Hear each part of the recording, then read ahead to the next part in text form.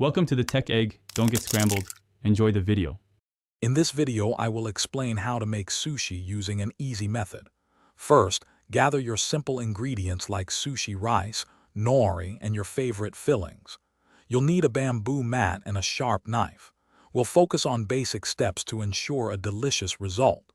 This approach makes homemade sushi accessible for everyone, even beginners. Get ready to roll some tasty treats. Now let's get our ingredients ready. Start by rinsing your sushi rice until the water is clear, then cook it as directed. Once cooked, gently fold in your seasoned rice vinegar mixture. This gives the rice its signature sushi taste. While the rice cools, prepare your fillings.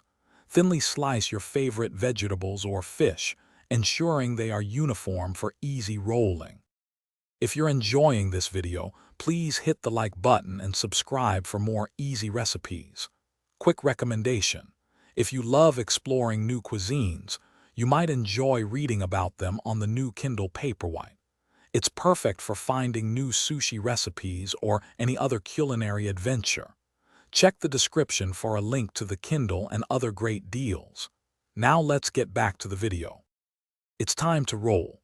Place a nori sheet on your bamboo mat, shiny side down.